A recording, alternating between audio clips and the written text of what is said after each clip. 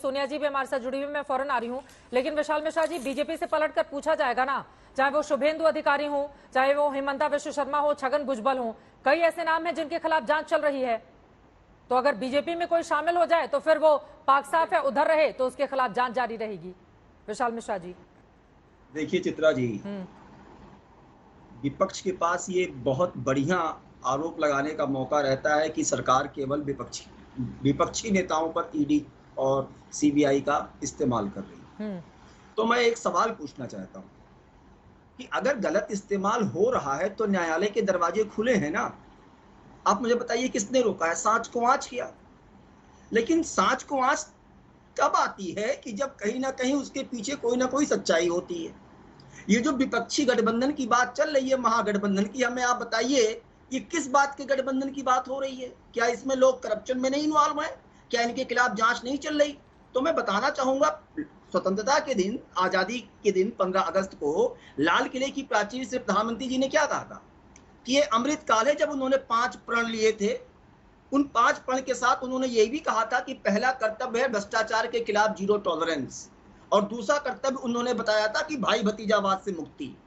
तो आप जरा देखिए तो जो पूरा कुनबा तैयार हो रहा है, ये उस भाई भतीजावाद को बचाने की बात की जा रही है। और ये जो भ्रष्टाचार के खिलाफ आरोप लग रहे हैं, अब ये बताइए क्या एक्साइज ड्यूटी का जो छत्तीसगढ़ का वो 2000 से अधिक करोड़ रुपए का घोटाले का आरोप लग रहा है, क्या वो गलत है? गलत है तो न्यायपालिका जाइए ना।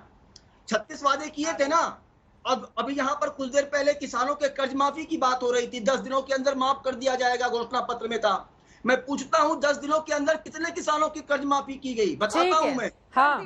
अलका जी आपकी बातों पर मुस्कुरा रही हैं। केवल अल्पकालीन वो भी सहकारी बैंकों के किसानों की कर्ज माफी की गई थी। संविदा पर लोगों को परमानेंट करने की बात की गई थी। पूछिए कितने लोगों को परमानेंट किया गया? पूछिए ना। माइनिंग का घोटाला, ये जो वहाँ पे बिजली माफी के नाम पे उद्यमियों को प्रमोशन देने की बात की जा रही है, गलत है क्या? तो लेकिन नहीं, घूम फिर के सरकार ईडी का इस्तेमाल कर रही, सरकार सीबीआई का इस्तेमाल कर रही, और भूल जाते हैं जब न्यायपालिका ने टिप्पणी की थी कि सीबीआई तो पिंजड़े का तोता बना के रखा हुआ है। ये भी तो टिप्पणी की गई थी ना। तो नहीं, अपने समय के कार्यकाल नहीं दिखते, सब लोग बेल पर घूम रहे हैं। उसके बाद भारतीय जनता पार्टी को सोनिया दुहान बहुत देर से हमारे साथ है, स्पोक्स पर्सन है एनसीपी की। एक टिप्पणी उनकी मैं ले लेती हूँ। सोनिया जी माफी के साथ मैं बहुत देर से आ रही हूँ आपके पास, लेकिन प्रधानमंत्री ने यह भी कहा है कि जो लोग एक दूसरे को पानी पी पी कर कोसा करते थे, आज खुद को बचाने के लिए एक छत के नीचे आने की कोशिशों में लगे हुए हैं, और उनको ऐसा करके लगता है कि वो मोदी को डरा देंगे, जो संभव नहीं होगा। सोनिया जी।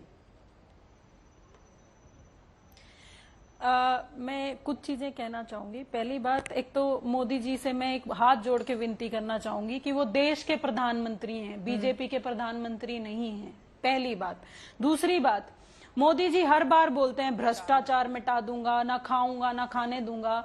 मैं भ्रष्टाचार पे एक बात पूछती हूँ, जब भ्रष्टाचार पे आप किसी के घर ईडी भेज रहे हो, किसी के घर सीबीआई भेज रहे हो, किसी के घर इनकम टैक्स की रेड करा रहे हो, उन्हीं लोगों पे जिन पे कार्रवाई चल रही है, जब वो आपकी पार्टी में आ जाते हैं तो वो कार्रवाइयों का क्या होता है? कुछ नहीं हो पाता है। उन्हीं लोगों पे कभी कार्रवाई आगे क्यों नहीं होती है?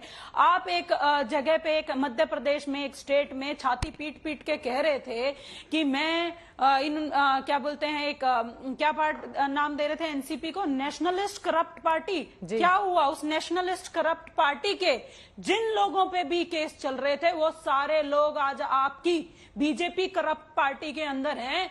तो उनका क्या हुआ? उस ये बीजेपी जवाब दे। अब वो जो 11 के 11 लोग जिन्होंने ओथ ली है, जो 9 लोगों ने ओथ ली है प्लस 2, सबके ऊपर केसेस हैं। अब उन केसेस का क्या होगा? अब भी वो जेल जाएंगे क्या? सजा याफ्ता मुजरिम किसी को बता रहे थे, जिस आदमी ने एक ने वहां पे ओथ ली है मिनिस्टर की, वो भी सजा याफ्ता मुजरिम है। उसका क्या होगा? बीजेपी के साथ उसका क्या होगा? जवाब दें। दूसरी बात, आप लोग कहते हैं कि क्या बोलते हैं भ्रष्टाचार तब कहां जाता है जब बीजेपी शिंदे गट के लोगों को 50-50 करोड़ रुपए में खरीदती है। उसका क्या हुआ? वो बताएं। मैं कितने आरोप बताऊं? इतने हजारों अनगिनत आरोप हैं, उस पर जवाब ले लेती हूं।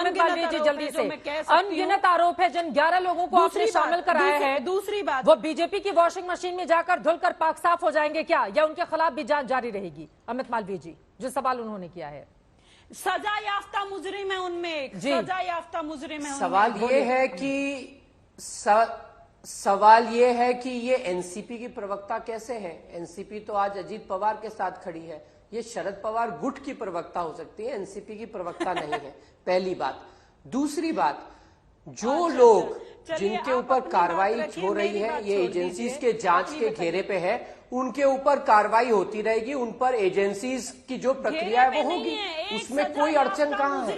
दूसरी बात, आप बार बार शुभेंदु अधिकारी, हेमंता बिस्वा का नाम लेती हैं। मैं आपसे पूछना चाहता हूं, शुभेंदु अधिकारी और हेमंता बिस्वा के खिलाफ क्या चार्जेस हैं?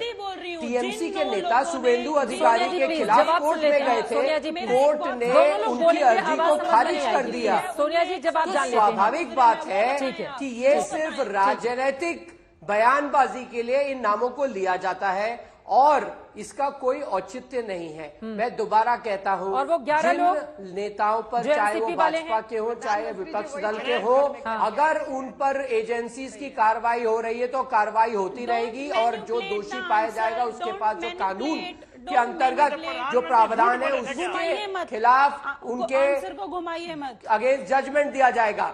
दूसरी बात मैं पूछना चाहता हूं, जो कन्विक्टेड नेता हैं, लालू प्रसाद जैसे लोग जो चुनाव नहीं लड़ सकते, जो जेल में थे, जो बेल पर बाहर है, या राहुल गांधी जो बेल पर बाहर